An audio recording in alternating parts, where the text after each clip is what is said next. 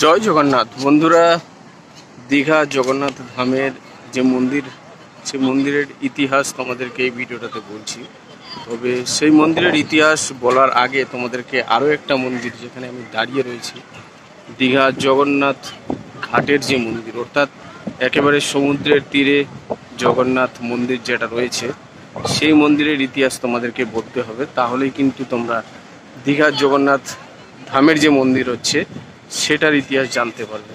তো চলো একেবারে তোমাদেরকে সরাসরি দীঘা জগন্নাথ ঘাটের যে জগন্নাথ মন্দির একেবারে সি বিচে রয়েছে, সেই মন্দিরের ডিটেলস এবং দীঘা জগন্নাথ ধামের যে মন্দির হচ্ছে তার ডিটেলস তোমাদেরকে জানিয়ে দিই।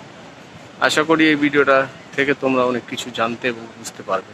নগরী দীঘার সমুদ্রের যে আকর্ষণ, সেই আকর্ষণের পর্যটকেরা কিন্তু বারবার এই সমুদ্রের মজা নিতে ছুটে আসেন। তার সাথে সাথে দীঘা সমুদ্রের এই মজার সাথে সাথে দীঘায় যাতে জগন্নাথ মন্দির একটা নির্মাণ করা যায়, যেমন পুরীতে রয়েছে, সেরকম চিন্তাভাবনা মুখ্যমন্ত্রী মমতা বন্দ্যোপাধ্যায় চিন্তাভাবনা করেন এবং সেই চিন্তাভাবনাকে বাস্তবায়িত করার জন্য দীঘা একেবারে সমুদ্রের তীরে যে জগন্নাথ ঘাটের যে মন্দির, এই মন্দিরটাকে কিন্তু বড় করে তিনি এই মন্দির চত্বরের সামনে যে জায়গাটা তোমাদেরকে দেখাচ্ছি, এই জায়গাতেই কিন্তু তিনি বড় করে মন্দির একেবারে পুরীর আদলে তৈরি করতে চেয়েছিলেন। এবং শুধু তাই নয়, এই মন্দিরটা অনেক ছোট করে হলেও এই মন্দিরের কিন্তু ইতিহাস রয়েছে। আগে তোমাদেরকে সেটাই বলি। এই মন্দির সমীর মণ্ডল নামে একজন কলকাতার বাসী, তিনি এবং এখানকার স্থানীয় মৎস্যজীবী এবং স্থানীয় মানুষদের সহযোগিতায় কিন্তু নির্মাণ করেছিলেন 2007 সালে। 21/3/2007 এই মন্দিরের কাছাকাছি সমুদ্রে তিনি ঘুরতে এসে বসেছিলেন। তখন হঠাৎ সন্ধ্যা 7টা নাগাদ সমুদ্রের জলে 3টি মূর্তি, জগন্নাথ, বলরাম এবং সুভদ্রার 3টি মূর্তি জলে ভেসে আসছিলেন। তখন সমীর মণ্ডল এবং ওনার স্ত্রী উর্মিলা দেবী সেটা দেখতে পায় এবং স্থানীয় যারা রয়েছিলেন মৎস্যজীবী, তাদের সাথে মিলে মূর্তি তিনটিকে উদ্ধার করেন তারা। এবং তারপরে স্থানীয় মানুষের সহযোগিতায় এই মন্দিরে কিন্তু মূর্তি স্থাপন করা হয়। এটা হচ্ছে সেই মূর্তি তোমাদেরকে দেখাচ্ছি, জগন্নাথ, বলরাম এবং সুভদ্রার মূর্তি, যেটা 2007 থেকে এই মন্দিরে রয়েছে। তার সাথে সাথে রয়েছে মা গঙ্গার মূর্তি, রাধাকৃষ্ণের মূর্তি এবং রয়েছে মা কালীর মূর্তি ও লোকনাথের মূর্তি। এখানে মূর্তি কিন্তু অপূর্ব সুন্দর। তোমাদেরকে সেই মূর্তি দেখাচ্ছি, যে 3টি মূর্তি কিন্তু সমুদ্রের জলে ভেসে এসেছিল এবং সেই 3টি মূর্তিকে উদ্ধার করে এখানকার মৎস্যজীবীদের সাহায্যে সমীর বাবু কিন্তু স্থাপন করেছিলেন এবং তিনি নিজের প্রচেষ্টাতে এই মন্দির কিন্তু চালান এবং স্থানীয় যারা রয়েছে মৎস্যজীবী এবং স্থানীয় বাসীদের সাহায্যে তিনি এই মন্দির কিন্তু এখনো পর্যন্ত চালিয়ে যান। এবং প্রত্যেক রথে কিন্তু এই মন্দিরে রথযাত্রা হয় এবং উল্টো রথের দিনে এই মন্দির চত্বরে কিন্তু 5 থেকে 6 হাজার মানুষ অন্ন ভোগ গ্রহণ করেন।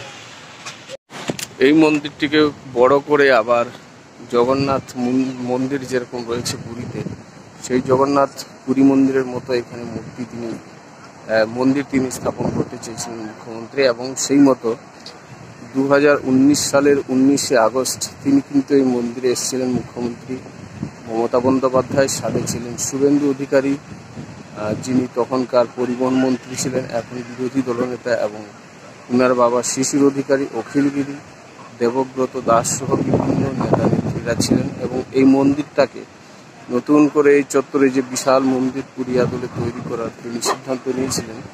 তিনি শুধুমাত্র সিদ্ধান্তের কথাই বলেননি, এই মন্দিরটা কিভাবে তৈরি হবে, পুরীর আদলে কিভাবে তৈরি হবে, তার ছবিও তিনি দেখিয়েছিলেন সেই 19 আগস্ট 2019 তারিখে। তারপরেই কিন্তু 2 বছর কেটে যায়, তারপরে কোনো রকম কিছু হয়নি। অবশেষে দীঘা জগন্নাথ ধাম, যেটা হচ্ছে লারিকার পশ্চিম পাশে বালিয়াড়িতে, সেটাতে কিন্তু 2022-এর অক্ষয় তৃতীয়ার শুভ লগ্নে সেখানে কিন্তু মন্দির স্থাপন শুরু হয়েছে, মন্দিরের কাজ শুরু হয়েছে এবং অবশেষে 2024-এ জগন্নাথ ধামের মূর্তি তোমরা দেখতে পাচ্ছ। তো এই ছিল মোটামুটি এই যে জগন্নাথ মন্দির যেটা রয়েছে সমুদ্রের তীরে, এর কিন্তু মহিমা অসীম। তোমরা জানো হয়তো এই আসের সময় ভয়ঙ্করভাবে ক্ষতিগ্রস্ত হয়েছিল দীঘা এবং সমুদ্র পার্শ্ববর্তী এরিয়া। আর এটা মন্দিরটা একেবারে সমুদ্রের কাছে, সমুদ্র থেকে যে পাড়টা রয়েছে পাড় থেকে 10 ফুট ডিস্টেন্সে থাকা সত্ত্বেও মন্দিরের কিন্তু কোনো রকম কোনো ক্ষতি হয়নি। আর সে ভিডিও কিন্তু আমি দিয়েছিলাম তোমাদেরকে, আমার চ্যানেলেই তোমরা পাবে। মন্দির খুবই জাগ্রত এবং এই মন্দিরকে কেন্দ্র করেই কিন্তু সুবিশাল মন্দির জগন্নাথ মন্দির, যেটা পুরীর মতো তৈরি করার পরিকল্পনা নেওয়া হয়েছিল। তবে এই মন্দির চত্বরে সেই মন্দিরটা নির্মাণের পরিকল্পনা থাকলেও পরবর্তীতে ইয়াস বা যেসব নিম্নচাপ বা ঝড়ের মতো একটা বিপজ্জনক পরিস্থিতি একেবারে সমুদ্রের কাছে হতে পারে, সেই সব ভয় একটা থেকে যায়। তাই সেই সম্ভাবনা থেকে দূরে, অর্থাৎ বালিয়াড়ি যেখানে রয়েছে লারিকার পাশে, সেখানেই মন্দিরটাকে সরিয়ে নিয়ে যাওয়া হয়েছে। যাই হোক, মোটামুটি 2024 রথযাত্রা বা তার আগে দীঘা জগন্নাথ ধামের দীঘা জগন্নাথ মন্দির উদ্বোধন হতে চলেছে তেমনটাই জানা যাচ্ছে। আর সম্ভবত এই যে মন্দির দেখতে পাচ্ছেন, এই মন্দির এবং এই মন্দিরের সংলগ্ন রাস্তাকে চওড়া করা হচ্ছে এবং এখানে পরিকাঠামোগত উন্নয়ন শুরু হয়ে গেছে। তো সেই হিসাবে বলা যেতে পারে এখানেই হয়তো মাসি বাড়ি বা গুন্ডিচা যাত্রা যেটাকে বলা হয় সেটা হতে চলেছে। তো এখনও কিছু সুস্পষ্ট জানা যায়নি, তোমাদেরকে আপডেট আমি দিতে থাকবো। চ্যানেলকে সাবস্ক্রাইব করো, তাহলে তোমরা দীঘার জগন্নাথ ধামের রিলেটেড ভিডিও পেয়ে যাবে। সবশেষে বলবো জয় জগন্নাথ।